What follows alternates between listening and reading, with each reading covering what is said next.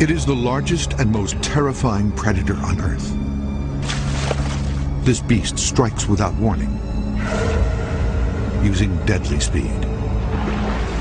You're talking about an animal that can kill you with one shot. It was like this semi coming by you. These monsters are coming closer, growing larger, and stalking prey with an unheard of level of cunning. There are more attacks now than there were 20 years ago. And now it appears their attacks on humans may not be random. Monster Quest is investigating monster sharks. It's one of the biggest, most popular weekends coming up here, and you've got white sharks. I'll tell you, it's a Jaws scenario unraveling. People around the world report seeing monsters. Are they real or imaginary? Science searches for answers on Monster Quest.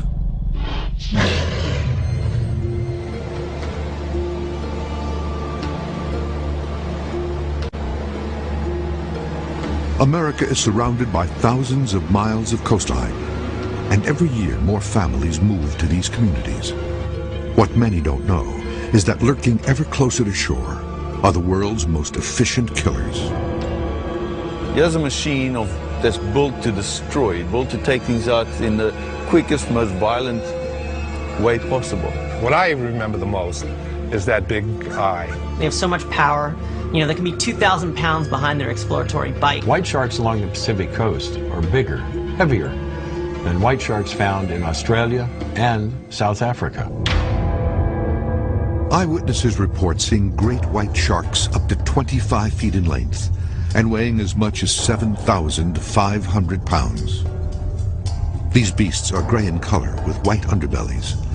They have rows of serrated teeth, allowing them to tear through flesh. All of a sudden, I saw something unimaginable.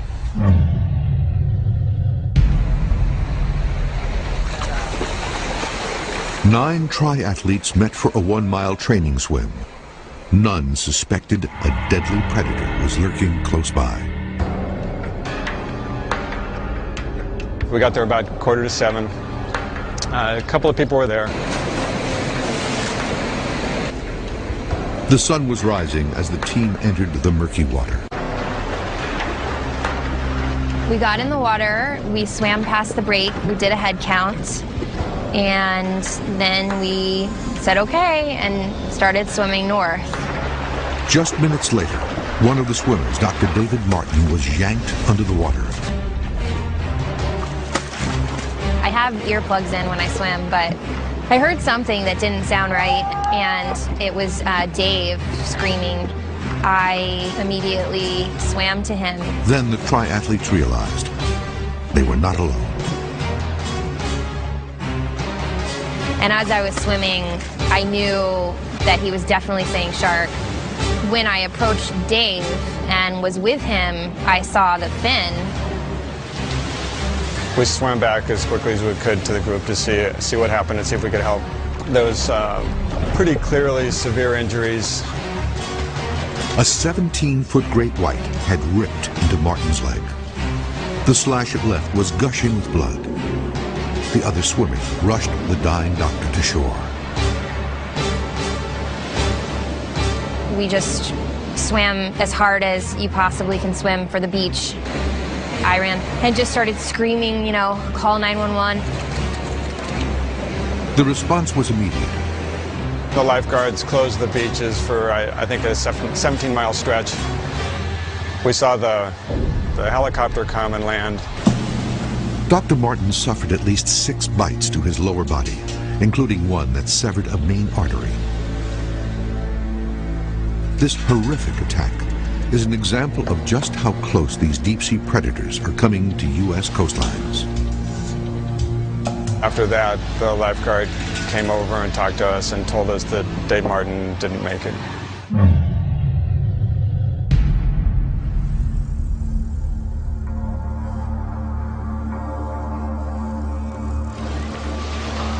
When sharks are this close to beaches, humans are an easy target. I know we've had more shark attacks along the Pacific coast in the last 10 years than we had in the prior 10-year period. The evidence of this activity can be seen in attacks on other species. Over this past year, we've had a number of animals, pinnipeds, seals, and sea lions, wash ashore decapitated. And the sharks don't appear to be hunting out of a need for food. This is a typical predatory behavior of the white shark. What's interesting and unique is that the shark is only killing the seal. He's not eating the animal. Precisely what behavior this is and why they're doing it is unknown to us. Scientists are not sure what is motivating these beasts. It's difficult to monitor anything in the ocean because we can't see into the ocean. We don't have any eyes there. When we're in the air, the only time we see a shark is when it's close to the surface. Most sharks spend very little time at the surface. But some biologists, like shark behaviorist Craig O'Connell, think the shark attacks are simply misinterpreted. I think what is going on is that the human population is becoming more aware of where these sharks are going, and we're becoming more aware when these sharks are closer to shore and when they may be a potential threat to us going to the beach. So there may be more beach closings, but that doesn't mean there's more sharks, and it doesn't mean they're coming closer to shore. But recent sightings show great whites coming nearer to coastlines and beaches, from California to New England.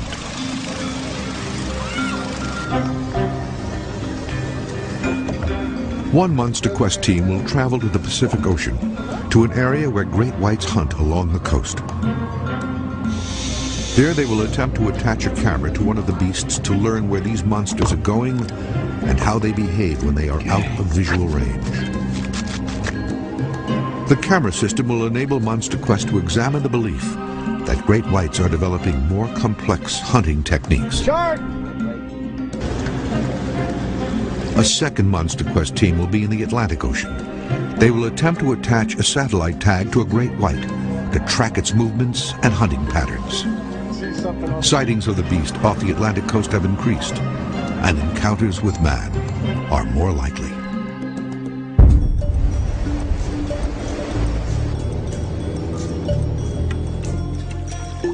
Biologist Dr. Greg Skomal has been tagging, tracking, and researching sharks near Massachusetts for 22 years. All it took was one shark to bite one person, and it's game over for that species in terms of how it is perceived. In 2004, Skomal was called in to deal with a 14-foot great white that swam into a shallow coastal pond on Noshawn Island, just a mile from Cape Cod. The shark remained in that area for 12 days, and we tried everything we could to try to motivate that shark to leave.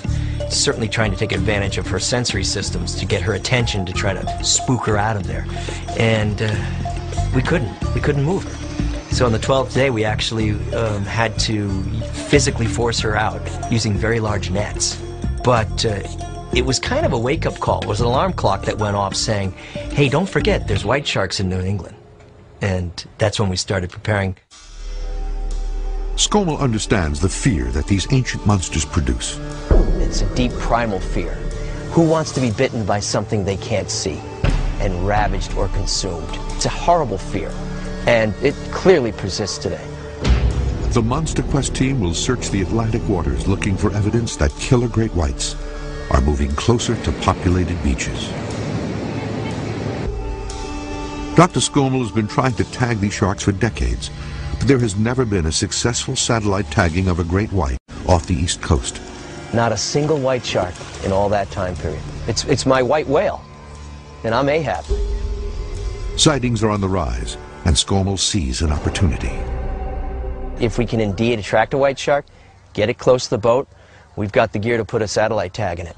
The way the tag works is you put it on the shark, and it collects depth information, temperature information, and light level data. And then at a time programmed by me, where I actually tell the tag when to do this, it comes off the shark, floats to the surface, and transmits all those data to a satellite. And then I can retrospectively recreate what that shark did during that time period. I'm very excited about this. If we get a satellite tag in a white shark, I'm gonna go nuts. The tag data will allow them to track where the sharks go and may reveal their hunting patterns. The largest white shark I've ever seen was about 19 feet long and 3,000 pounds, landed by a fisherman in Montauk, New York. That was in the early 80s, and that was at a time when you could go out and kill white sharks. It's a phenomenal animal to see. The length is one thing, the girth blows your mind. I'll jump on first, Johnny. Hey guys, how we doing? Good, how you guys doing today? We are fine. Beautiful, you ready to rock? Fine and fired up. You gonna put us on some fish today, Cap? We're gonna try like... The boat will launch from Chatham Harbor and drop anchor near Monomoy Island. I like what you're doing here, Captain, because number one, you got some depth, which is good. It comes right up to shallow water, so if a shark's in the area, it's going to patrol along here. And if they're keying in on these seals, we know this big seal colony that stretches all through here, and quite frankly, we've found carcasses of dead seals in these areas.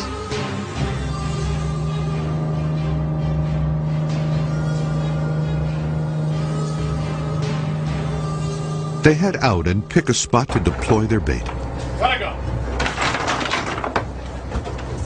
The team chums the water with a mix of ground bluefish and mackerel in a prime hunting area. And if you're a big fish, you want to be in deep water, but you want to be able to pin your prey against the shallows. That's a nice slick. That's a nice slick. You got a nice calm day, but the tide's moving it, which is great. You got to get it out there.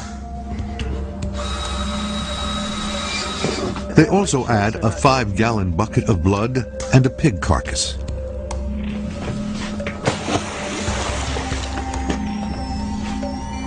We cover some area with this slick. We get it out a couple of miles. And the whole concept, of course, is you've got a shark cruising through here, if indeed there is one, and it crashes into the slick, and it senses the slick immediately and then works up the gradient of the slick, which leads it, of course, right to us. And this is a prime area for the gray seals to haul out, and it's an area where we've found gray seal carcasses that have been hit by white sharks. You can see there's people in there walking on the beach. You know, it's a very popular spot for sunbathing, swimming, and also bird watching. The team has their tagging gear prepared. This is the harpoon that we use for tagging. Satellite tag will go on the end there with the dart, and once it's loaded and ready to go, Greg will tag whatever shark is at the boat. So the way this works is we use this as the dart. All right, that goes on the end of the tagging pole. Shark gets close to the boat, jam it at the base of the dorsal fin. So basically what this will do is come down into the shark through the dorsal fin and lock in. And then this will just trail. Once it hits the water, it starts collecting data on depth, temperature, and light levels, and archives that every 10 seconds. It's basically a laptop strapped to the shark. Slip tip goes on like that. So this tag's ready to go, and if a white shark swam up right now, we'd deploy it. They scan the water for movement. We look for the telltale sign of a shark, which is, of course, the dorsal fin. Everybody pay attention. Keep your eyes out. Well, I got this wonderful image of a white shark just cruising along here.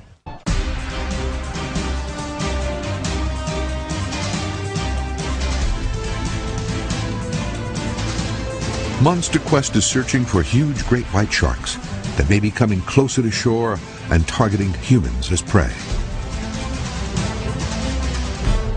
Mankind has feared these monsters of the deep since ancient times. Sharks' interactions with humans can be traced back to Herodotus, an ancient historian of Greece, in the year 492 BC. And he described shipwrecked sailors being attacked and killed and eaten alive by monsters. The oldest known shark fossils date back almost 5 million years. The latest research suggests that ancestors of these frightening beasts grew to over 30 feet in length.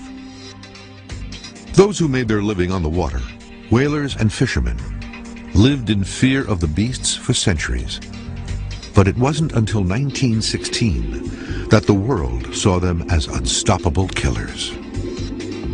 From July 1st to July 12th, 1916, 5 people were savagely attacked by a shark off the New Jersey coast.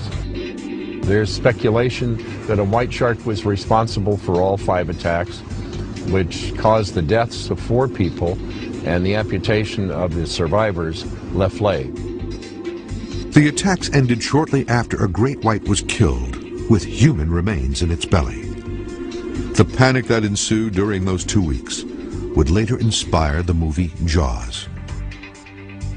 White shark's population was decimated in the mid-70s after the release of Jaws. Another fatal attack in 1936 would cement the monster's fearsome reputation. Joseph Troy was a boy from Dorchester. He went down to Mattapoisett, and he was visiting his uncle.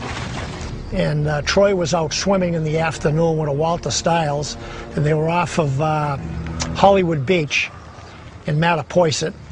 And around 3 or 4 o'clock in the afternoon, a shark appeared right next to Troy and grabbed him by his left leg, pulled him under. Stiles kept diving down trying to get Troy, but he couldn't. But Troy popped to the surface in a big pool of blood. When they got him ashore, they shipped him off, and he went to St. Luke's Hospital, and they ended up amputating his leg, and he passed away. Troy was 16 years old.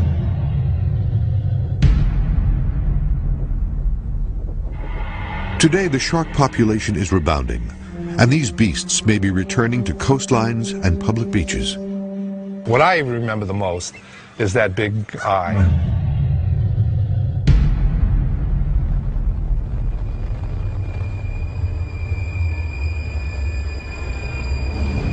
Joe Fitzpack, a Massachusetts boat captain, was on a fishing excursion 2 miles out of Chatham Port when something almost attacked him. We had 2 fish on, 2 nice fish on, and as I was watching the one in the back being fought, somebody yelled out, the girl yelled out in the front, what was that? And I kind of looked, and all I could see was like a dorsal fin into the water. Something grabbed the line and ran with it.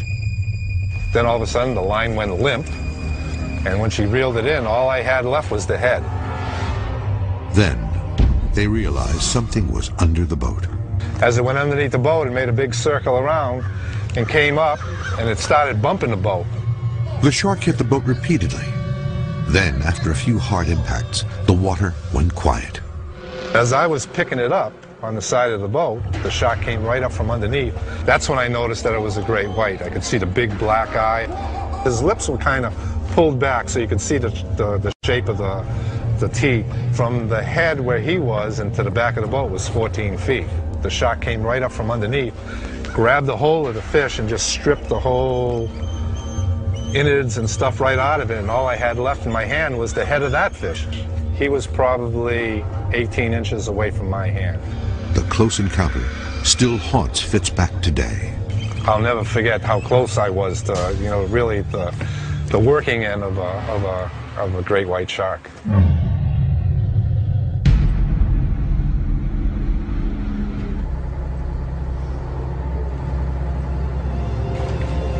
It's a needle in a haystack here.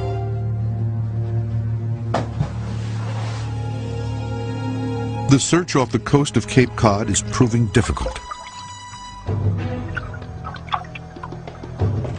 We got birds, we got calm weather, we got a great slick, and we got nothing as far as sharks are concerned.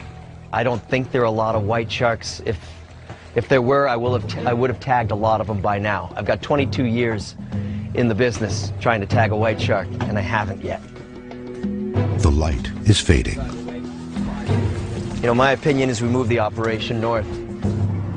Tomorrow's a new day. We're going to head up to Stellwagen Bank National Marine Sanctuary. It's a protected, beautiful, productive bank that rises up from several hundred feet to within 90 feet of the surface.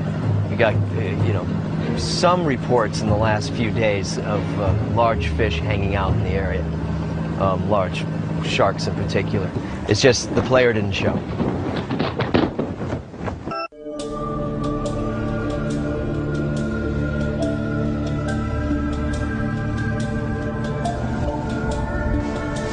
Monster Quest is searching the United States coastal waters for killer great white sharks.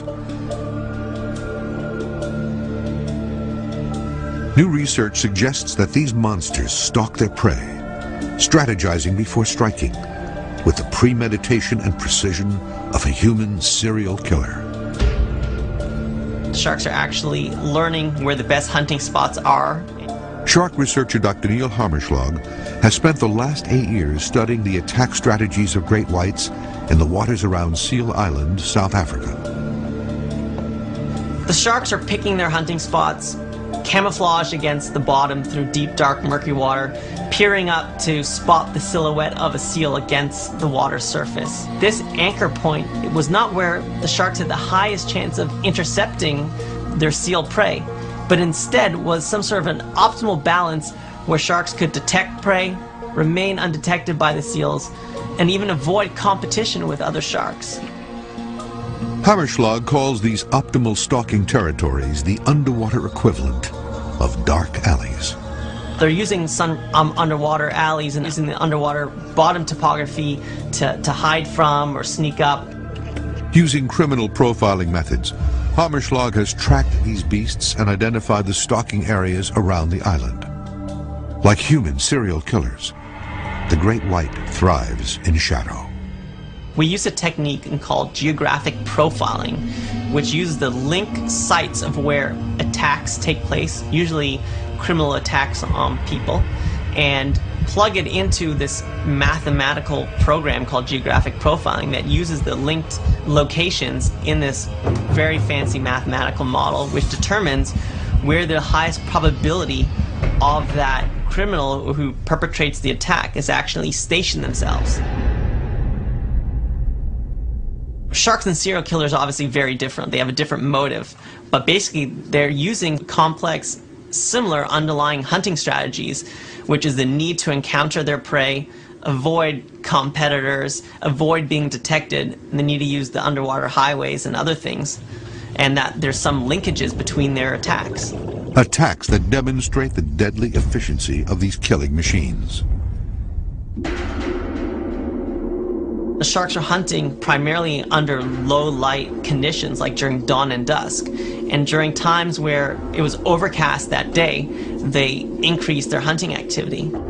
It is these shadowy conditions that give the great white its greatest success rate. In comparison to the lion, the king of the jungle has a success rate normally of about 12%, that's pretty good. But on average, the great white sharks at Seal Island have a success rate of almost 48%. And during low light conditions, they have success rates as high as 55%. That's over more than half of their attempts are successful.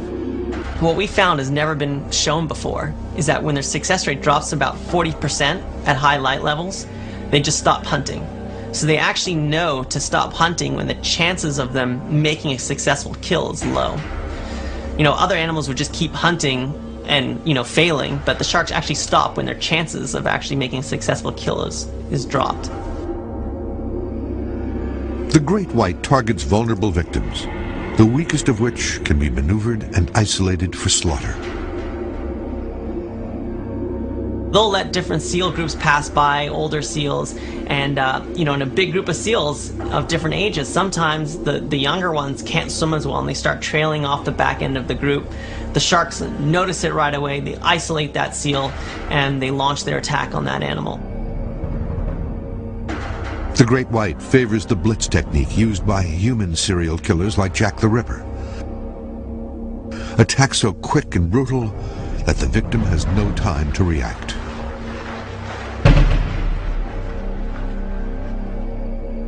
The sharks start tracking the seal's movement, monitoring the seal's breathing, and trying to anticipate when the seals lift their head out of the water to breathe, not looking down. At that point, the shark launches a brief vertical attack, and in just a few tail beats, rushes to the surface, totally knocking the seal in its jaws. They build up enough speed, over 35 miles an hour, that they hit the seal with such force at the surface that it incapacitates the seal, fatal on the first strike. It's over in seconds. The science team is studying shark attack data to understand how and why these beasts are attacking man more often. The analysis seems to indicate 4 distinct types of attack. Predatory attacks by white sharks are very violent, very high energy. Usually, the victims of predatory attacks do not survive. They are meant to immobilize and or kill the prey on initial contact. This minimizes injury to the shark. The predatory attack is the most likely to result in death to its victim.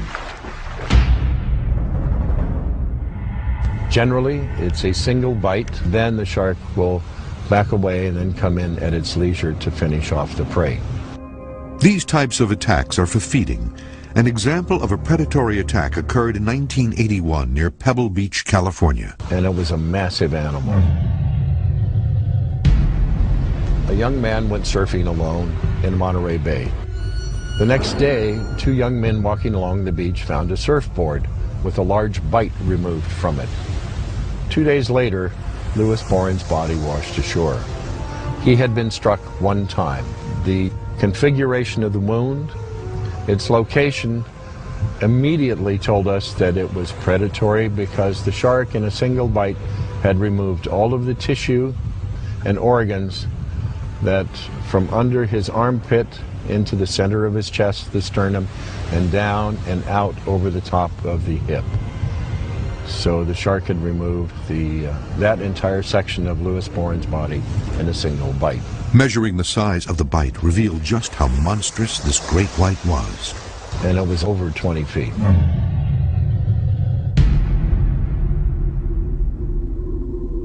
The second type of great white behavior is far more frightening and grisly. They are called practice attacks and appear to be done simply to perfect the act of killing. Whether or not these are attacks where the shark has decided after killing the animal it didn't want to feed, whether these attacks are the result of a reflexive response where the shark sees the seal and simply strikes it as a natural reaction, we don't know. What we do know is that decapitated seals, and a substantial number, washed ashore this year along the California coast, and that tells us that we had more activity from white sharks with these animals. The third type of attack, known as an investigative bite and release, is by far the most common. White sharks are a very curious apex predator. Anything at the surface is subject to their investigation. In the case of investigatory attacks by white sharks, those have been perpetrated against all types of ocean user groups. Swimmers, divers, kayakers. That's when the shark isn't sure what the object is and it circles and it will come in, and eventually it takes a very light nibble of the object. The shark isn't biting the kayak and the surfer because it thinks it's a marine mammal. It's biting that because it isn't sure what it is. This is their way of testing. Generally, when a human is involved, it will be 1 quick bite, the shark releases the victim and swims away.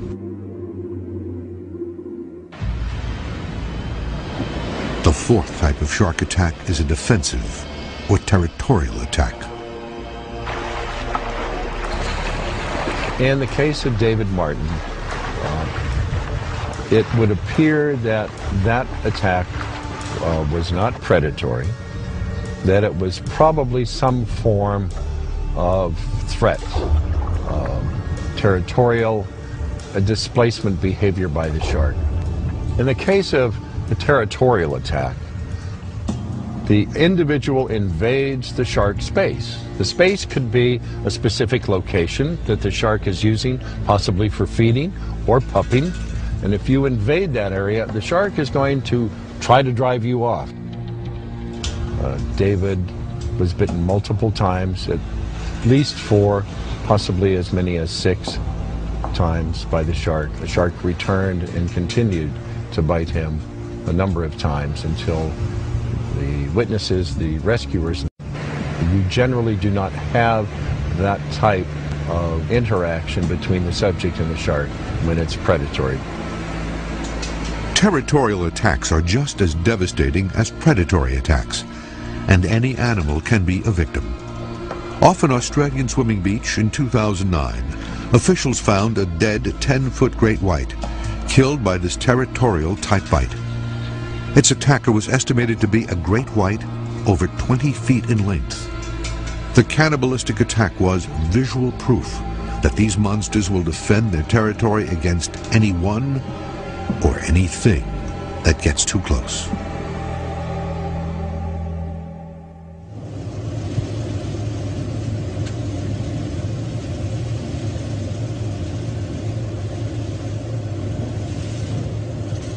Storms are moving in along the coast of Cape Cod. We got a report that some big sharks been reported east-southeast of the southwest corner of Stellwagen Banks.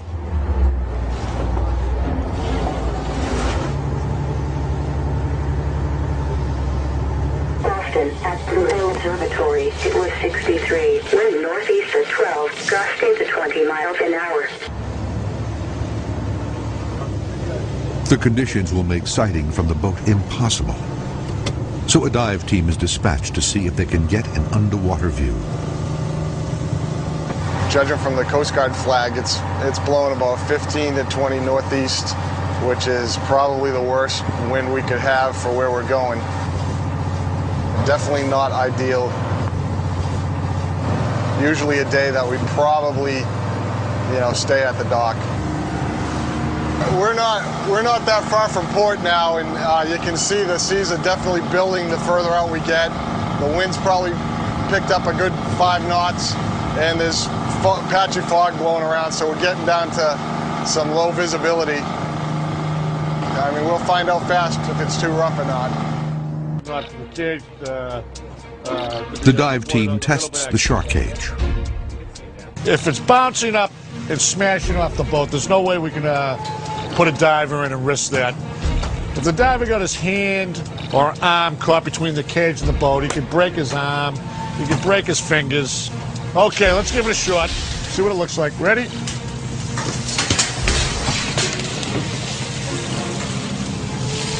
See how the cage is shaking? You put a man in there, that'd be very dangerous. The team has no choice but to turn back. It's a little disappointing that we didn't get out there and get any sharks, but the weather just wasn't cooperating.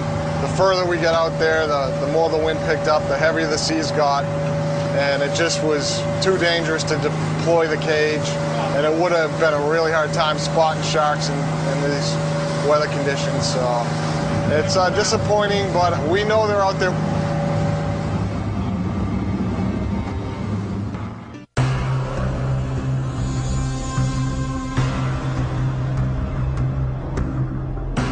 The Monster Quest expedition team is hunting great white sharks in the coastal waters of America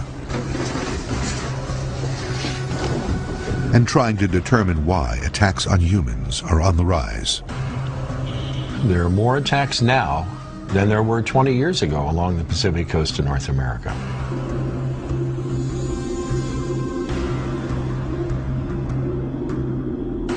The team is investigating these recent attacks and sightings to analyze this new threat. The potential for an encounter between a white shark and a human has increased along the Pacific coast in the last 10 years simply because the ocean user groups, their populations, swimmers, divers, surfers, and kayakers, have also increased. The more people we have in the water, the more likely you are to have an encounter if a shark is in the area. There's another factor that may be playing a role in how close to shore these monsters are coming. Pinnipeds, seals, have been protected since the Marine Mammal Protection Act of 1972. White shark's population was decimated in the mid-70s after the release of Jaws, so removal of these adult sharks in the mid-70s to sell their teeth in Jaws gave the pinniped population a chance to explode. Unchecked, there were no predators to keep them in check, to take care of the sick, the injured, the young and old. So their population grew and grew and grew, and now is at a point where it's growing exponentially. We have nearly 400,000 of them off our coast now. 10 years ago, we had barely 200,000. And more seals mean more great white sharks.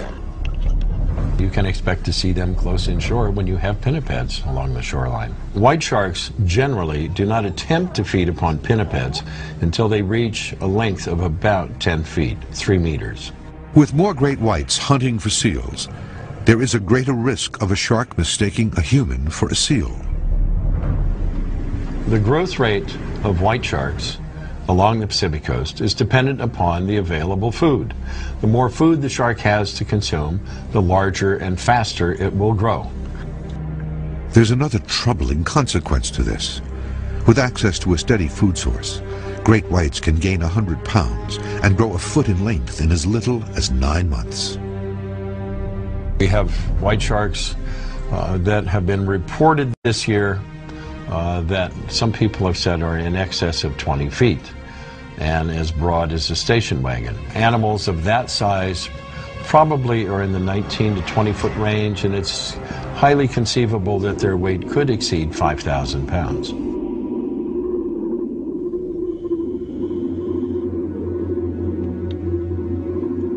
It is these giant great whites that have been spotted hunting along the coastlines, drawn in by prey they can sense even from miles away. Sharks do have ears, located just back here on the head. They're very sensitive. They have hair cells inside of these ears, and they pick up on the vibrations that go through the water. Sharks use the auditory sense, or their sense of hearing, at distances very far away from their prey items, sometimes up to several miles away from their prey. Their prey items may make noises or even maybe splashing at the surface, and that's something that a shark will key in on and quickly go to investigate. These monsters also have a highly developed sense of smell. As a shark swims, it moves its head back and forth. The purpose of this is to find areas that have higher concentrations of odor molecules, and this is to help them pinpoint exactly where that prey item is. As it approaches for the kill, the shark relies on bioelectric receptors. Sharks have a big blind spot when they're feeding. When a shark gets to be about 30 to 50 centimeters away from its prey item, the shark is no longer going to be able to see directly in front of its nose. So a shark has a unique structure known as the ampullae of Lorenzini, which are a bunch of pores located on the head of the shark that are filled with gel. And what this allows a shark to do is key in on electric impulses given off by their prey. After it identifies its prey item, it's going to launch a vertical attack where it's going to swim directly upward. Once the great white opens its jaws, it can no longer see its victim, but it still knows exactly where it is. And it's going to forcefully ram into that prey item, damage it, and take a good chunk of meat out of it. Now, it's said that these great whites can take up to 50 pounds of meat out of their prey item in one bite. But Craig O'Connell says this monster's preferred prey is not human. They're no more dangerous than any other predator. They are a lot bigger than most predators, but we have to understand that the marine ecosystem is their environment, and we have to respect that. The great white shark over the past several decades has been represented as a man-eater, and this trait as being a man-eater is highly inaccurate. Great white sharks actually don't target humans as one of their prey items. We're not on their menu. But something is bringing great whites to the waters where humans swim.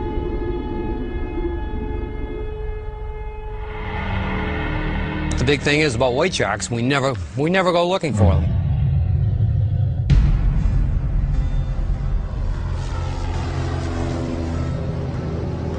While in search of game fish, Wayne Davis made a bizarre sighting during a routine flight near Plymouth, Massachusetts. The most recent one was right on the beach, just northeast of the Chatham Airport.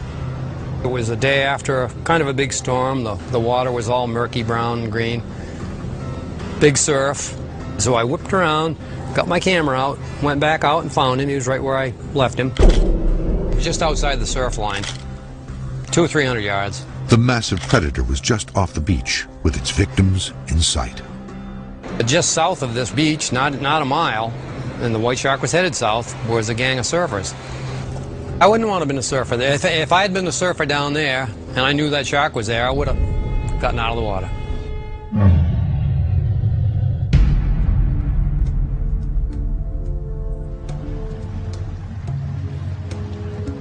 The Monster Quest team is in Massachusetts when two kayakers sight a great white near Chatham on Cape Cod. The kayakers were only yards away when a great white leapt into the air and grabbed a seal. It was the first of an unprecedented cluster of sightings. I got a call from Captain Bill. He told me that he saw two white sharks off the beach, east beach of Cape Cod, area known as Monomoy Island. It's very exciting, but I'm tenuous at best because I'm wondering, you know, is it true? Are there white sharks out there? And if there are, we got to mobilize and get out there and do some tagging. We got to get this going. We got to get this happening. These things are going to leave. They're going to leave. Scommel takes to the air. He drove down to Falmouth, Mass on the Cape and got in his plane, flew out to the area, and literally within moments of arriving in that spot, you know, I saw a white shark. The scout confirms there are multiple great whites off the Cape. And after about 20 minutes, realized that this wasn't the only white shark. There were 4 of them there, in addition to this one. So 5 white sharks swimming close to the beach. Unbelievable. You know, 1, 2, okay, fine, that's exciting enough. But 5 in 20 minutes blows me away. It's like all of a sudden going out and seeing, you know, 5 Loch Ness monsters when you didn't even know there was one there. The team launches into action. Once I get back to my office, we're going to mobilize the crew. I want to get the gear together, get out on a boat tomorrow, and get Billy organized. He's going to have his team together. We're going to go try to tag these animals.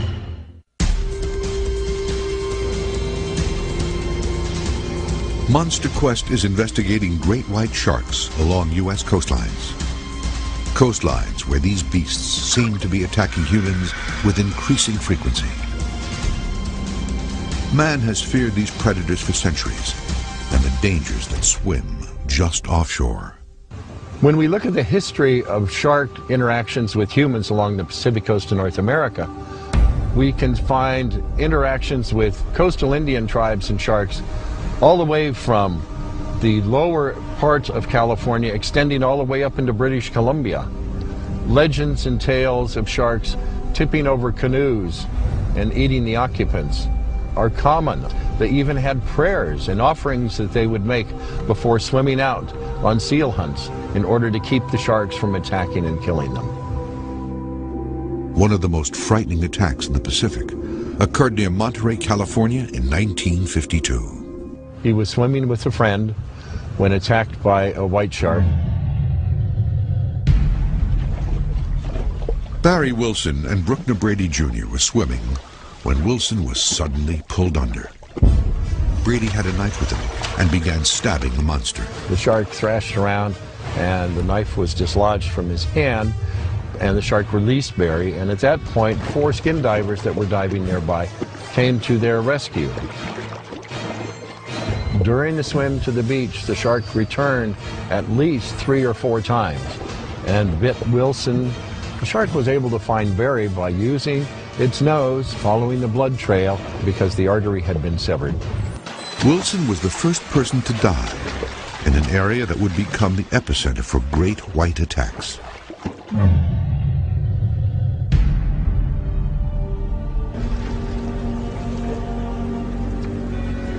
Known as the Red Triangle for the blood that often stains its waters, Northern California's coastal waters are infamous as shark territory. The area from Monterey Bay to a little above San Francisco Bay and out to the Farallon Islands forms a triangle. This has been referred to by colleagues as the Red Triangle. The reason for that is the high number of white shark attacks that have occurred within this geographic location. Shark activity in the area seems to be on the rise. From the year 2000 to the present, 2009, We have already sustained 45 unprovoked shark attacks. And once great whites claim a territory, the attacks are likely to increase. In our study, we used geographic profiling, which was originally a CSI technique to track the whereabouts of serial killers, and we applied that technique to study the hunting behavior of sharks. Like serial killers who return to the same areas to search for victims, great whites have preferred stalking grounds. We've identified areas that are very important for shark hunting. And if I was a surfer or swimmer, I wouldn't go swim around that area or go spearfishing because you're asking for trouble.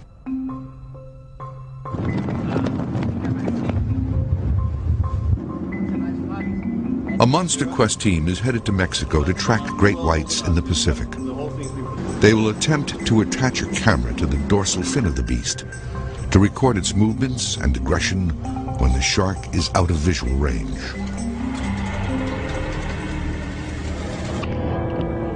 But great white sharks have always been looked at as dumb eating machines, but that's not the case. These great white sharks are highly intelligent animals. You're working with everything in nature rolled into this incredible package. I mean, it's the danger of nature, it's the mystery of nature. Craig Ferreira has spent his life studying great whites. He knows the risks of contact with these ferocious beasts. The best way to describe the great white shark is to equate it to an F-16 fighter jet. He has a machine that's built to destroy, built to take things out in the quickest, most violent way possible. And the great white shark is the same thing. Okay, here we go. Ferreira will be joined by diver Dale Pearson. One of the challenges is actually getting a 15 to 18 foot white shark into position where you can hook a camera onto his back without getting killed. I mean, he's going to have to lean out of the boat in shark-infested waters with a shark right there and hook a camera to its dorsal fin. They will travel to the waters of Isle de Guadalupe, 150 miles off Baja California. They've targeted this area as a likely place for camera tagging because female great whites travel from here to the Southern California coast to give birth. I was a little apprehensive on the way down here, but now you get down here, you see the Sea Escape. This boat is fantastic. The crew has got their act together. I was in South Africa and we developed the shark cam over the internet, so I haven't seen it. So we've ordered a lot of extra equipment like springs and nuts and bolts and galvanic links and all sorts of things, because I got a feeling we're going to have to improvise on the job. We could probably build a nuclear submarine on this trip. The team has decided that a smaller boat will get them closer to the massive beasts, and 3 shark-proof cages will allow them to observe and film the attack behavior up close. The cages have been specially designed to stand up to the largest great whites known to man. But the great white shark is the largest predatory shark in the ocean. These animals get to at least 6 meters long, which is what, 20 feet, 18, 20 feet. I've personally seen an animal which is around about 22, 23 feet long, weighing maybe 4 to 5 tons. I mean, it's a giant animal. They're macro predators. They're right at the top of the food chain.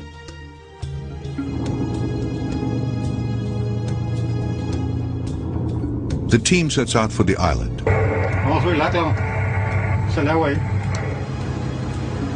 They will spend the next week in the water with great whites.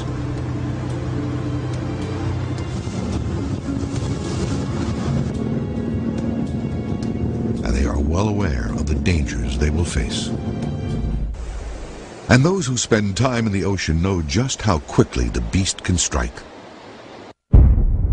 My wetsuit's filling up with fluid, and I knew it was blood.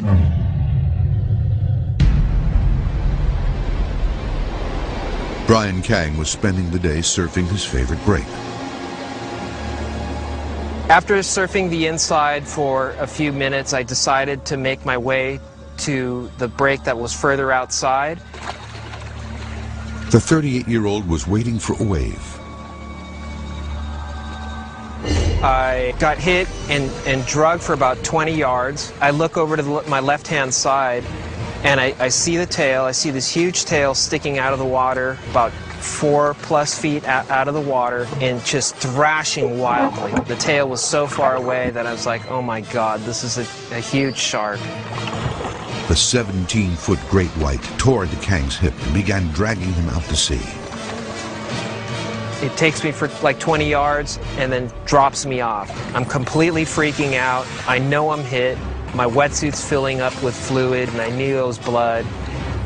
Kang scrambled to escape. I just had the eerie feeling that it was going to come back for seconds, and sure enough, it did. The minute I got my board up and underneath me, the shark comes straight below me and above and just rolls me over. Its head sticking out of the water and kind of gumming for me. Kang reacted instinctively. The only thing I could do at that point was literally to grab its nose, and I was like punching with my right hand and its lower jaw, just holding on to its nose, put it in some kind of trance or something, and like nothing happened, with its mouth completely open, just slowly submerged into the water. The surfer began paddling desperately toward shore, leaving a trail of blood in the water.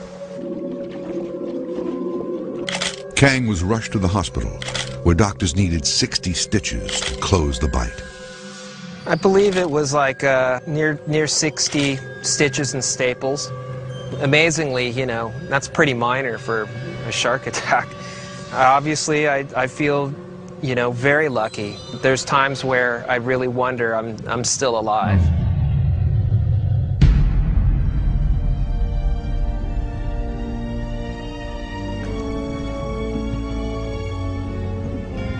The team has arrived at their destination, dropping anchor just off the Isle de Guadalupe. There's certain areas in the world that are known for having large white shark populations. Guadalupe Island is kind of like the king of all those spots. There's actually been a couple people that were killed here that were attacked by sharks, spear fishermen. So this area right here is infamous for having huge, huge white sharks and perfect conditions to dive with.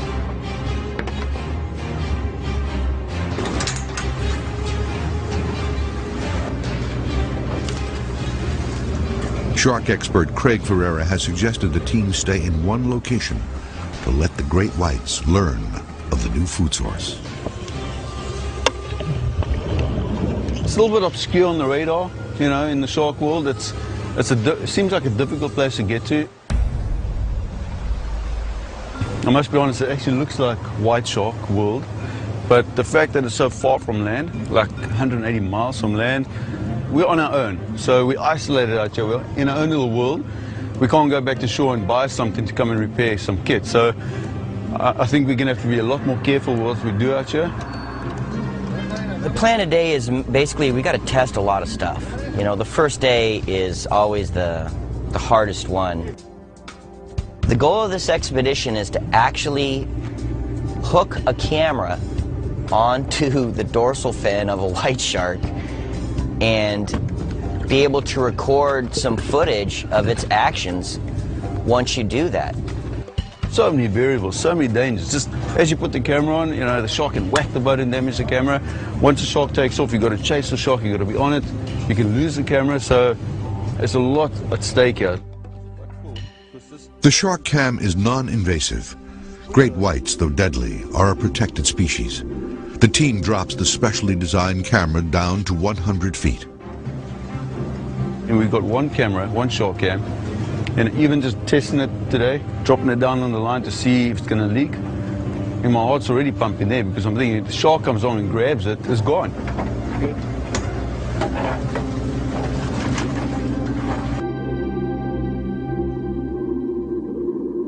And then this camera will be like this. So the shark, tail of the shark will be there, the head will be behind me, camera will be on like that. The main thing is just to hope that you get the camera on properly. Hopefully get an eye view of the white shark in its own world. The team will also have divers in cages recording the shark's behavior and alerting the crew when a great white is approaching.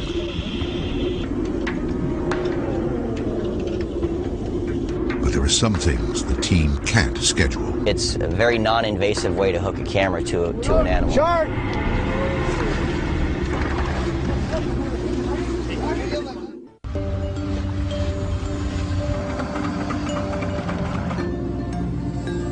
Monster Quest is searching North American coastal waters for monster great white sharks. These deadly beasts may be coming closer to shore and into contact with humans more often than ever before. We got another shark, right? We got one coming in right now. In the shark-infested waters of Isle de Guadalupe, the team is searching for great whites. They want to track the beast's movements and see exactly how they attack. We've got a good shark here. It's coming up to the surface, taking the baits, taking 2 or 3 baits already. So we're going to get rigged up now, take the small boat out and try and get the camera onto it, the shark cam onto it. I just want to rig up nice, big, fresh baits before we do it. No second chances yet. Got some blood in them, that's good. The team is trying to lure one of the predators close enough to attach a camera to its dorsal fin.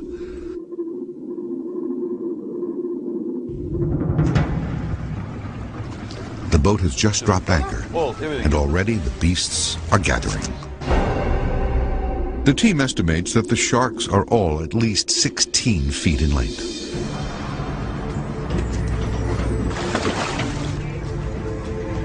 Ferreira launches a smaller boat to get closer to the monsters. We're going to try the first deployment of the camera. So we've got the little boat connected to the big boat. We've got a big shark here, like 4.5 meters plus.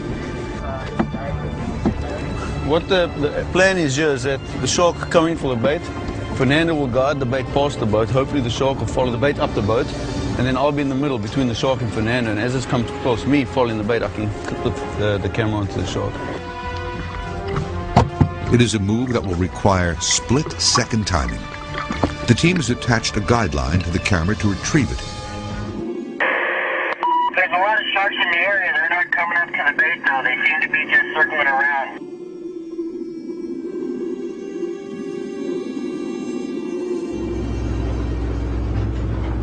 Darkness begins to fall.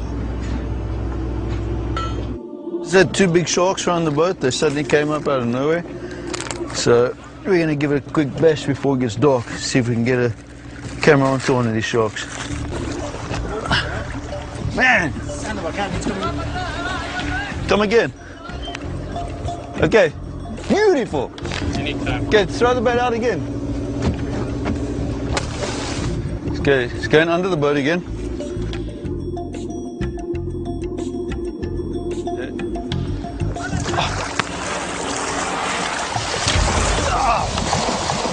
Came into us.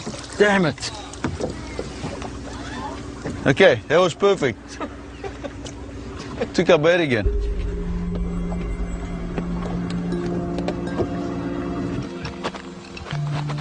All right, I'm ready.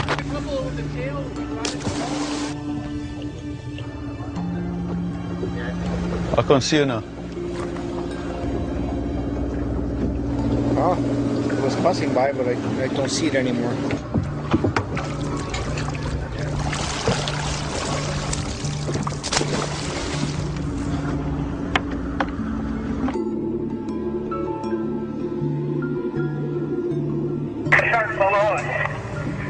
Oh, he's there. Okay, he's coming around. Roger that.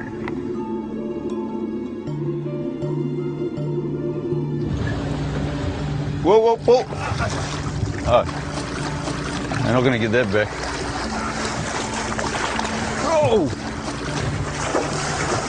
That's what I need. I need that dorsal fin. It's very dark now, so it's hard to see where the shark is. And it surprised Fernando. Just came up and grabbed the bait, and you can't stop it once a shark that size gets the bait. So we're just going to stick another bait on quickly. Okay, Fernando.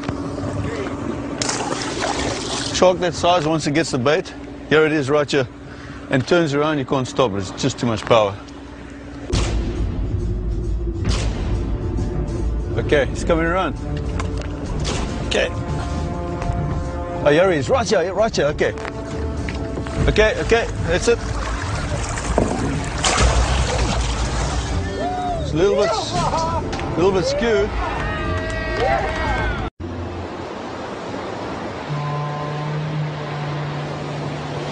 Yeah, it's like the classic Jaws scenario.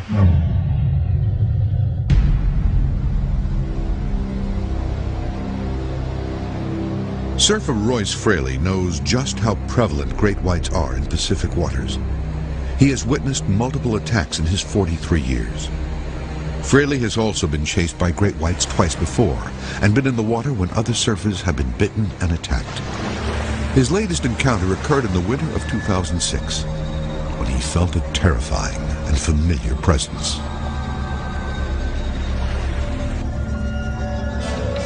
All of a sudden, I just feel all of this upward surge. I just look to my right and just see like the classic mouth completely open. For one split second, I'm thinking it's something else, but the next split second, you see these big old gray thing with teeth coming at you. He turned to see a 15-foot great white closing in for the kill, and there was no time to react.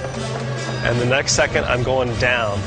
I just instinctively hung onto my board. I just took a breath of air as much as I could and was going down, down, down, down. Before I knew it, I just shot to the top like a cork, hit the surface of the water, still holding onto my board. Gasping for air, he motioned to another surfer nearby. So I just started hightailing it straight to him, and he looked at me and just started paddling away. And I basically paddled onto his back. He made it back to the beach, and as word of the attack spread, other surfers scrambled out of the water. Yeah, it's like the classic Jaws scenario. We're waving to everybody, getting the water cleared out.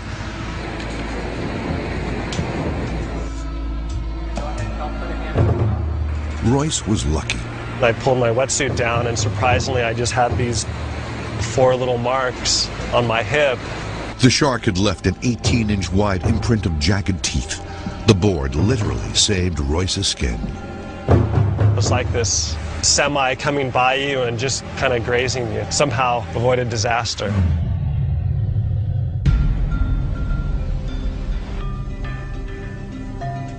On the East Coast, near where the movie Jaws was set, great white sharks are coming closer to coastlines and beaches. Recent sightings near the port town of Chatham, Massachusetts, have led to beach closings and warnings to stay out of the water. The expedition team is preparing to do something never before accomplished in Atlantic waters: the tagging of a great white in an effort to see where these monsters are going and what this new behavior might mean. I've been on the water for 40 years, and I've probably seen maybe 2 or 3 great whites in all those years, and here's the pilot, he sees 2 right off the beach. Multiple great whites have been spotted close to shore by a fishing boat and confirmed by aerial flyovers. We were out lobstering and Cape Cod Bay. My pilot did a flyover of the outside of the Cape and spotted 2 great whites. That's the first time we've ever had seen 2 great whites together right along that beach. I figured this is it. I called Greg right away, so we gotta get into action and get moving, and tomorrow's the day. Let's go. Let's do it. Tagging can be very dangerous because of how close they need to be to the sharks. The sharks are staying basically on the bottom, and we really have to it takes a while before we can get the best shot on that shark. And we're looking at between 3 to 5 feet below the surface is probably the maximum depth that we'll even consider taking a shot on the shark. The team launches off of Sandwich Marina. A shark is quickly sighted, and shark biologist Dr. Greg Skomal leads the mission.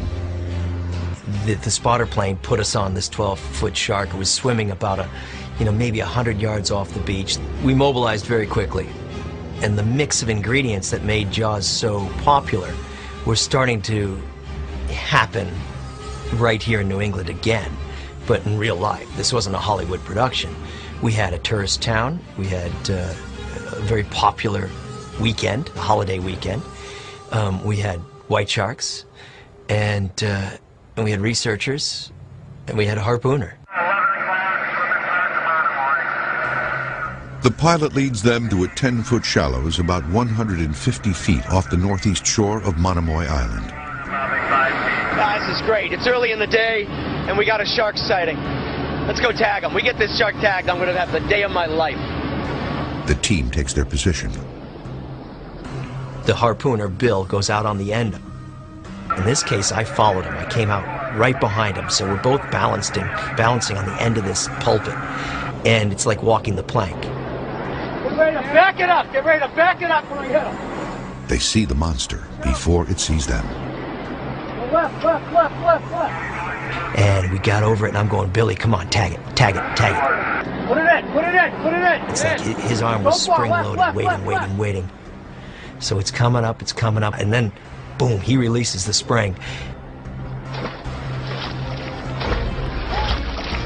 That hits the shark. Shark moves away fairly quickly because we surprised the heck out of it. And the party was on. We had our first tag out in a white shark, and, you know, I'm thinking we just tagged the first white shark in the Atlantic. What a party. Yeah, he does. Look at that. He's staying right. I get this greed thing that kicks in, like, all right, let's find another, and that's exactly what I said to the crew. Let's keep going, let's keep going. Hey! Yeah! Yeah! Wow, I'm a little bit overexcited here. Yeah, but it's such a build-up that it draws the life out of you. Just wow, amazing.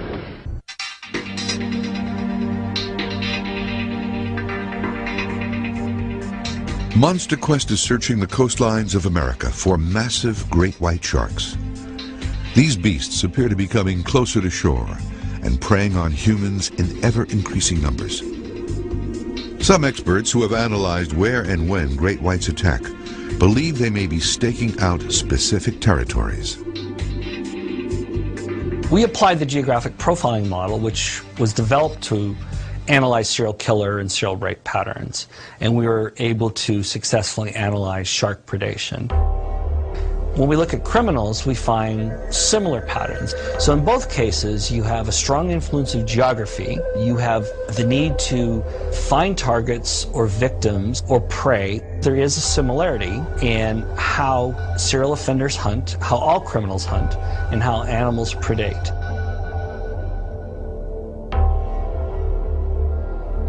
Well, the very first thing was to make sure that we had all the data accurately mapped out. Were these patterns of attacks random, clustered, or dispersed? And we found them to be definitely clustered. Even though sharks are constantly in motion, there are optimal areas for them to be searching from. So they keep returning to these locations over and over again.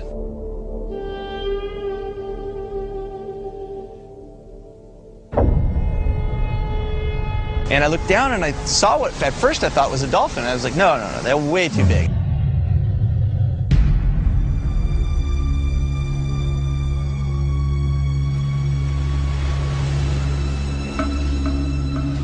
This California photographer is one of the latest witnesses to document great whites stalking ever closer to shore.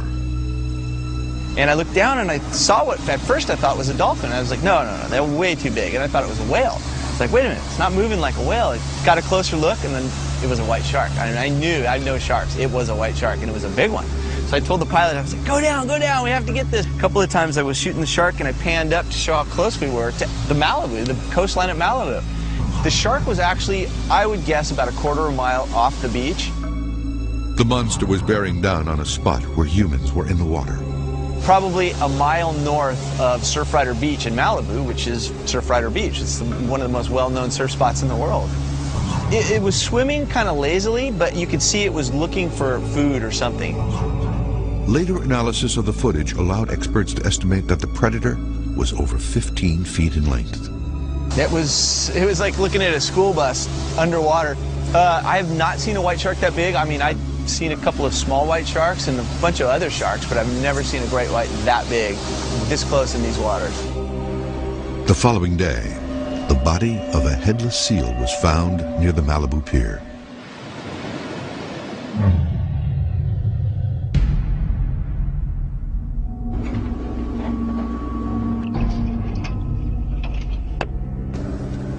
The expedition team is anchored 150 miles off the Baja California coast, where great whites are known to congregate. The team is attempting to attach a camera to one of the beasts to see how it hunts.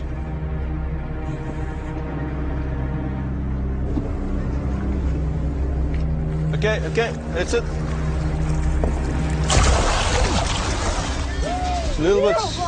They have succeeded in attaching the camera to the fin of an 18-foot predator. Keep this tight and keep the shark around us. The shark takes off now and snaps something up, we're screwed. I've got to really concentrate on this now. There it is. There she is. She's cruising nicely.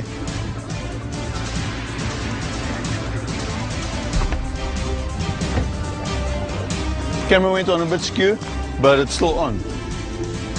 But the shark fights to free itself of the camera. I don't know when I should pull this camera off.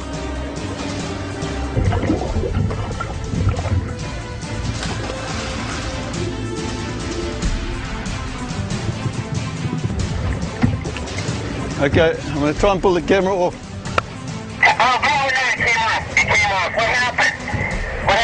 It wasn't on straight. No, it wasn't on straight.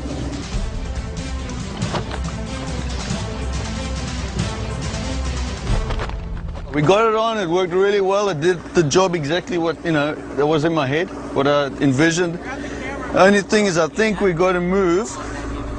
Let me just think now. It seemed to be pulling askew for some reason, so the camera was sort of looked like it was facing off to the side.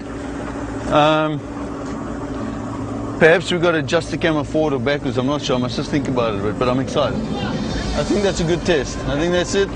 Let's not push our luck today. Go back, see what we got, see how it worked, and then we do it tomorrow again.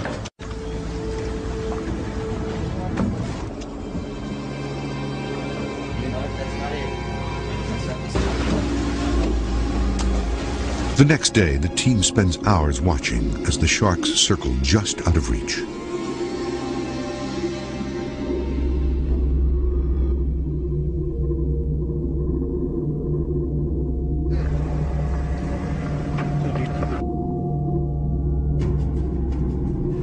It's like they're calculating. They definitely were doing some sort of a thinking.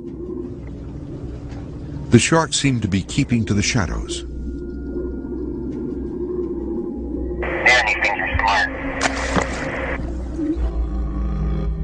But there are signs of growing aggression. Oh, look at that. Right there. Perfect. Good. The predators buzz the cages, appearing out of nowhere. Dale Pearson heads topside. I was surprised how hard they were to see in clear water. That was the first thing I noticed, that you don't really see them coming. And then when you do, it's amazingly camouflaged in the clear water.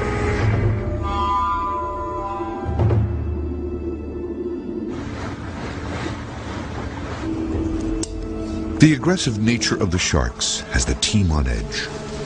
Dale Pearson decides to take a backup tank of air into the cage with him.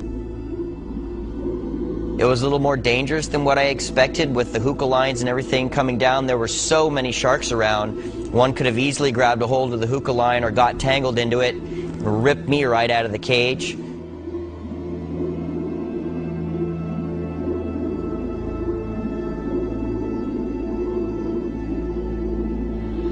Oh, when you see him coming around, that anticipation builds up and you think something's going to happen, and it's like this emotional roller coaster ride. The sharks glide under the boat and hide in the shadows, watching and waiting as if hunting. The beasts are engineered by nature to be the perfect stealth predator. It's the thing with white sharks, it's a waiting game, and then they arrive and it's all adrenaline and excitement. And then they disappear again, you just got to sit and wait. It can be quite frustrating at times. The team baits the area, trying to draw the beasts closer. Yeah, there's a lot of sharks in the area. They're not coming up to the bait now. They seem to be just circling around, stalking. So we've got the small boat out here to put the camera on the shark. because we have to use a small boat for that. And as soon as we got all set up, the shark took off. Topside, be advised, shark coming in on the starboard side, moving in south, get ready. Okay, one's coming. Pearson observes the sharks are becoming increasingly territorial. Topside, here's another one coming in, it's a big one. Whoa, here he comes.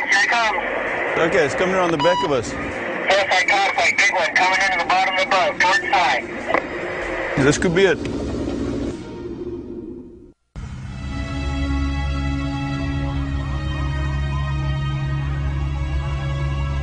Monster Quest is on the hunt for great white sharks, searching for the man-eaters which may be attacking humans more often. Off Cape Cod, where terror of the great white began almost a century ago, the monster has returned.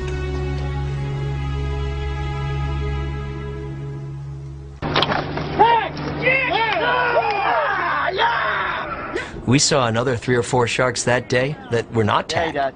So we knew there were at least 10 to 12 different animals in the area. Oh my God! Again, it's the Jaws scenario kind of replaying itself. Quaint New England village, white shark in the area. It drew all kinds of media attention and public attention. And you know, I'm kind of happy at the time that it occurred in late September, because I think if it had occurred in July, it would have been a completely different scenario. Perhaps there would have been some public opinion that the animal needed to be killed. Since the historic first tagging days before, more great whites have been tagged and several were sighted that got away. The tagging data could prove that deadly sharks are coming closer to U.S. shores. Along with this increase in white shark sightings over the last 5 years, we also can look at a dramatic increase in the size of the gray seal population in the same area. That population wasn't there 10, 15, 20 years ago. Now it's expanded, it's growing, it's sizable, and it's in this region year-round. I think that's attracting these white sharks closer to shore and creating, if you will, an Atlantic hotspot for white sharks. Once white sharks find a predictable food resource, like a seal colony, it's going to recur there year after year. So, you know, it certainly wouldn't surprise me if Monomoy Island, Chatham, and that part of Cape Cod becomes a consistent feeding area for white sharks. The data will give SCOMEL a much better sense of why great whites are coming closer to shore. The first tags are programmed to come up in mid-January, and I can't tell you how excited and anxious I am to see those data, because they're going to be the real first glimpse at what this critter does in the Atlantic Ocean.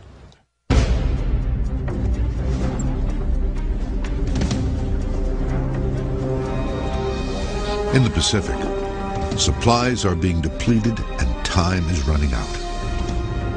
The team is losing light fast. Soon they won't be able to see well enough to get the camera on the shark. So close, but yet so far. I mean, the sharks are right here. We got a big one here now. It looks like a female, but this is hanging back, not coming in.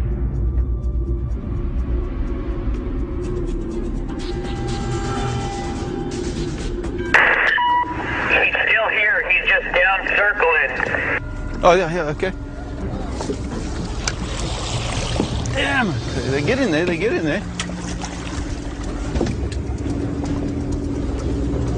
Come on.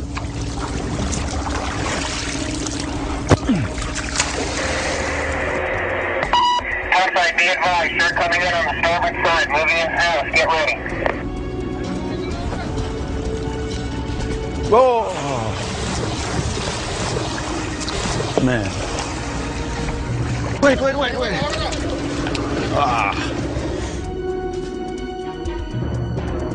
The sharks are coming in pretty close, but they're not consistent, you know. They come in, they make 1 or 2 passes and they bugger off for 10, 15 minutes. And the problem is we don't have enough time to sit here all day waiting for them to make up their minds.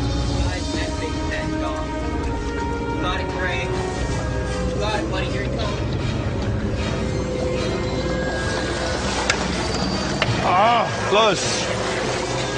Okay, quickly get the bait out again.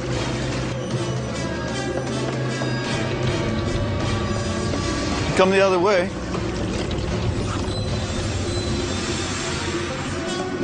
Yeah, it's our last chance. It's really late in the afternoon. We're already staying longer than we should. Then finally, success. They're not interested. They're not hungry at all. They're just playing with the bait. Hillside conflict, big one coming into the bottom of the boat, north side. Ah, there you go. There you go. Oh, son of a...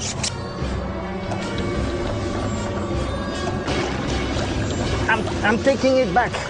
I'm taking it back. Bring it back. Bring it.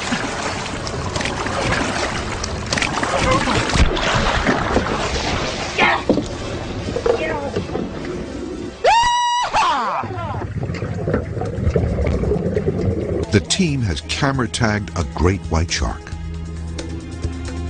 Yeah, it was high on the dorsal, that's for sure, but you got it. Oh,